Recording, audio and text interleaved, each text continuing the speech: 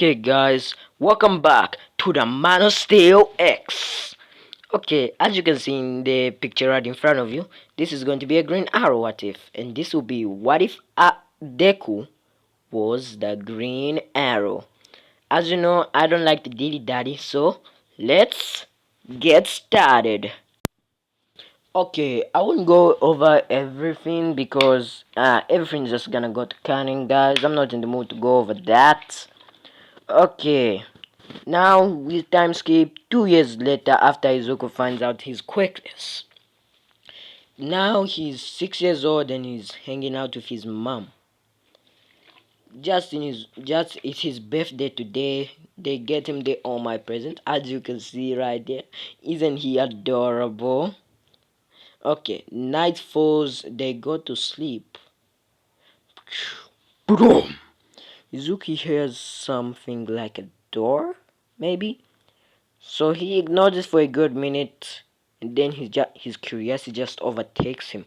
He gets up from his bed and walks to his mom's room to tell her I think he heard something, until he finds that his mom has been killed. She's in a pool of blood, and the man is standing next to her. Izuku goes, "No! Mommy!" He runs to the man and punches him. The man just tells him, "Adorable kid," knocks him out, and then takes him to the and then knocks him out. A few hours later, Izuku wakes up. Izuku wakes up in this weird lab. It's full of tubes and test things. He asks the man, "What? Where am I?" "Oh ho ho, my boy. You are in my lab." A doctor comes in from the shadows and just comes to him. "My boy, welcome to the laboratory, as I like to call it, as you think it's called. Here we do experiments on animals, enigmas, weirdos, freaks." "What do you mean? I'm not a freak. I'm just a normal person. I don't even have a quirk." Precisely. That thing right there. Your quirklessness is what makes you an enigma. Is what makes you a freak. Is what makes you not normal. Okay, don't cry, little boy. The death of your mother will help millions in the world." "How?" Izuku asks. "I will help you. I will find out I can help you have purpose in this life. With your quirklessness, you will always just be nothing but a failure." Okay, now that we've taken care of your dumbness, let's go to your test. Let's begin your test, you failure. As they begin to do the test on Izuku, with time scale 4 months. At this point, they've experimented on and done stuff to Izuku. When Izuku wakes up, he asks, "Why? Why do you keep doing this?" The doctor says, "You're asking it like nobody. You're not crying like a little baby today." "I can't. I don't have the strength anymore," Izuku says. "Okay, good. Well, your use here is over. We always, maybe you can find a better place in America. Maybe that place will find a use for you."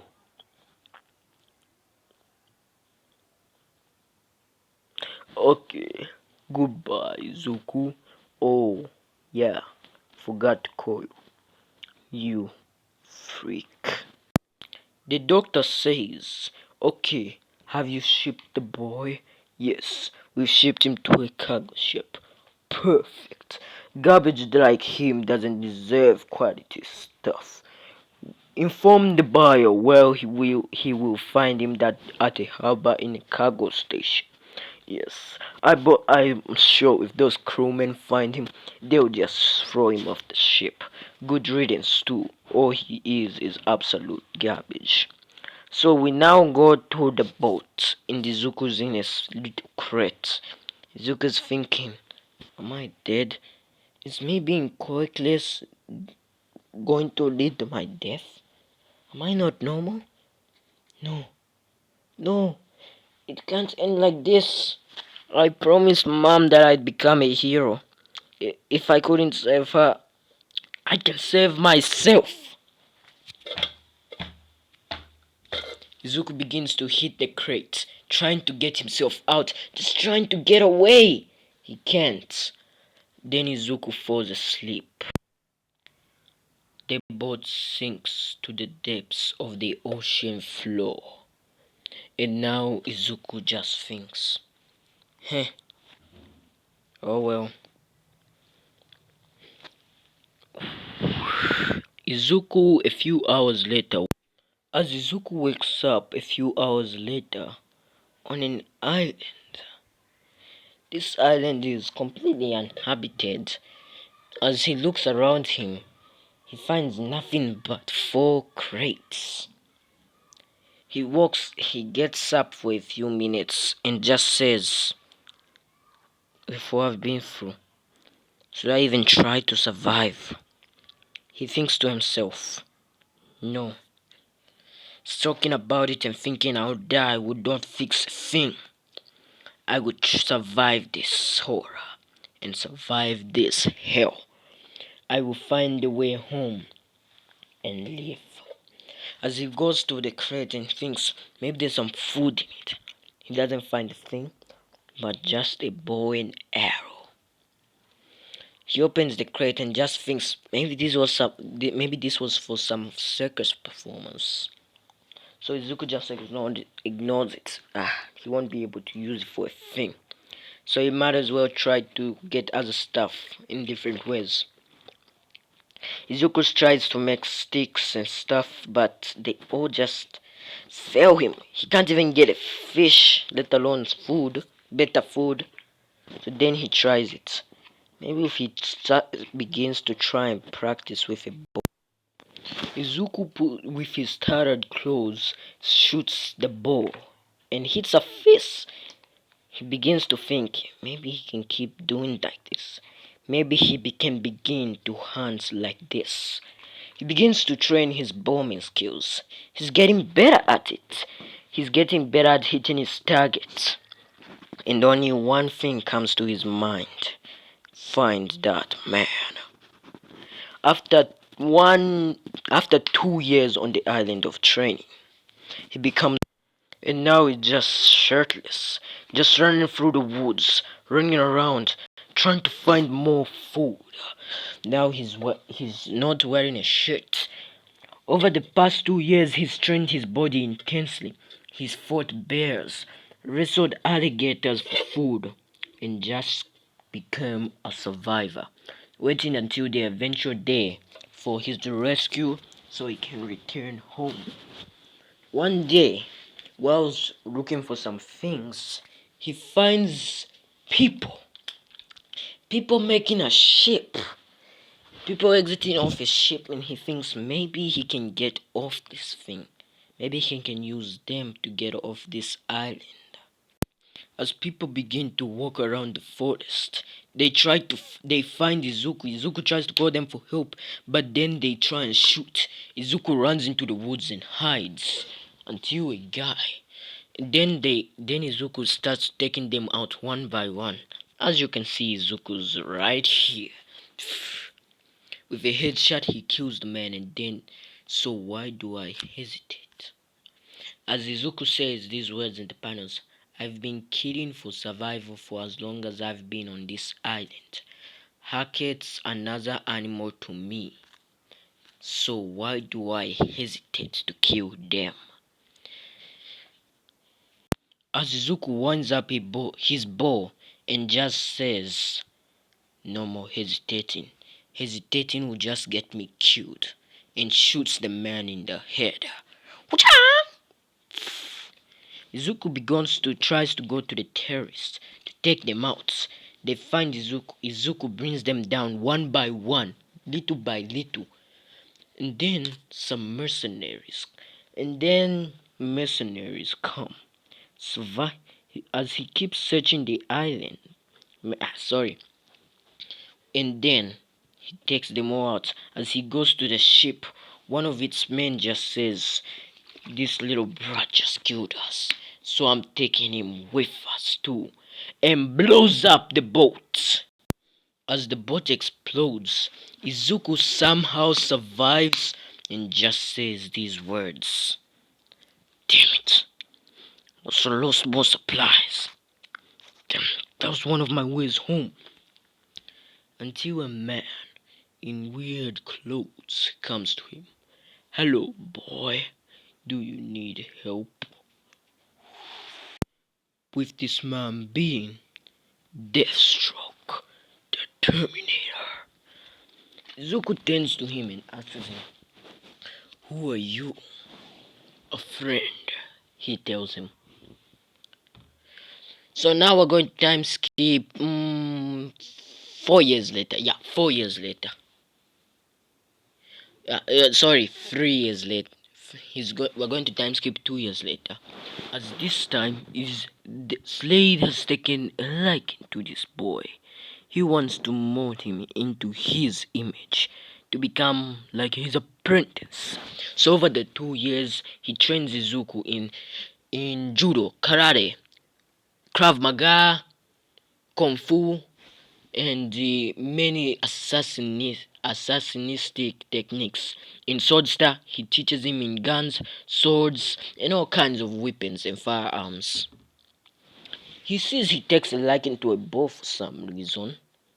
So, instead of Izuku being cloveless, this is what he wears. He gives him a green hoodie with him. He keeps practicing his boss skills, and now Izuku is now 10 years old. He's been 4 years. It's been 4 years. He makes a little book of his. It's been 4 years. With his training from Shred, he's become a literal weapon. He doesn't look like an average 10-year-old. He looks like a 12, 15-year-old. He doesn't look like he should. He doesn't look like a boy, but he looks like a teenager for some. He's absolutely fit. And do you know fit I'm talking about? I'm talking buff. So over the years, new mercenaries come. Slade begins to say. And Slade actually tells him what his plan is. He's no longer going. Now that his training is complete, he tells him, his next stage is to become an assassin. For him, begins to say, "An assassin." He begins to argue with Slade. "Slade, I thought you were a good guy. Why? Why would you want to make me an assassin?" He just says scoffingly, "Yes, an assassin. Yes, you would start doing my bidding, and you will do whatever I tell you to do, or I will kill you." Izuku just begins to stutter. He begins to say, "No, I will defeat you," and begins to make a stance, and Slade just laughs.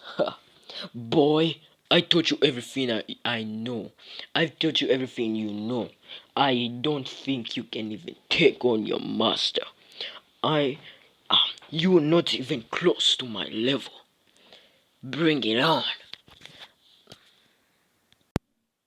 As he tells him, "Boy, you have no chance of defeating me. Now to the ground, or do you wish to die? You may be the wolf of the crowd, but I am the Alpha and Supreme." As he is about to take down Izuku flows a batarang and just gets out of there and runs away.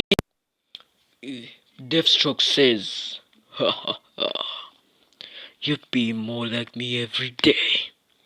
Okay, boy, run. I hope you find me in the mainland one day." As Izuku runs into the woods and just begins to say, "More people I can't trust. Why? Slade trained me. Thought he was one of the people I could actually trust. But no. In this world, you only have yourself. And now, I better watch out. I will get off this island. Slade has probably found a way off. I will get off this island, and Deathstroke will meet his maker. Now we time skip 1 year later. Now Izuku's hair has grown out. He's now in a tattered hood, and now over this 1 year he has been training intensely. For the next time he finds a way out, finds a ship, shoots an arrow, and shoots an arrow. The ship hears him. They come and get him. He comes to them and asks them for help if they can get him to the mainland. They take him home, and thus the story begins. They tell Izuku, sleep. Izuku begins to think, I'm on my way, Slade. The doctor who kidnapped me, I am no longer the boy who was shipwrecked here, the boy who was always despaired, kidnapped and tortured and disposable by everyone. I am no longer a tool. I am human once again. And I will become a hero. Take down the corruption that discovers this world and make it a better place. To do this, I must become someone else. I must become something else. Who am I? I am the Green Arrow. They take Izuku to a hospital and they begin to tell him most of Izuku's body is scar tissue. He has scars all over his body. Now that he's been cut, they ask him questions. How long he was on that island, how he got shipwrecked, if he has any relatives. He tells them everything. Well, he doesn't tell them that he was kidnapped or killed, because yeah, he just tells them he was on a cruise boat with his mom, and then they crashed and he almost died. He almost died, and then he's been on this island for 5 years. They ask him, and then they ask him how he got off. He was on a cargo ship. He explains everything. Not everything, not the whole mercenaries thing or how he's been trained. Just enough to please them. They take him to an orphanage, because remember, guys, Izuku is only 13 years old. He's only 11 years old at this point, so he can't live alone. They take him to this orphanage and they tell Izuku he can live here for as long as he wants. They will not let him go through that hell once again. So Izuku just stays at the hospital for a good. So now let's go to Izuku's perspective. So now Izuku begins to walk out of the orphanage. He just says that he needs to go for him to walk. He wears the green hoodie, glasses to cover his face. He goes to a abandoned part of the city and gets his gear that they got for him on the island.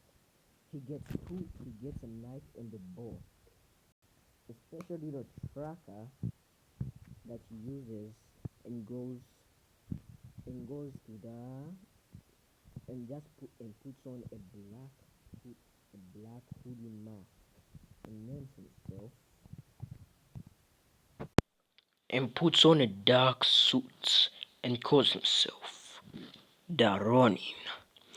Yeah, I'm kind of stealing that from Hawkeye. Okay, then he goes to the most corrupt part of the city, where the rich and powerful live. He changes into his Green Arrow suit. In his running black and dark suit. He has swords with him, his bow and arrow, and knives. He jumps in to the office and begins to take down the thugs. Izuku takes down the warehouse. He begins to beat up the thugs. He goes to their leader. He takes him out. He knocks him out. Plants a tracker onto his computer and begins to send the files to his warehouse. He removes about $1 billion for him. He removes $150 million for himself and all the money that the guy has crooked, killed, and crippled people for. He sends it to orphanages around the world and uses the money to fund his operations. To create kind of like his own quiver, as he calls it, an arrow cave. And now, this, we time skip, and this is where we're going to leave it off for now. Okay, guys, tell me what you think in the next part. See ya!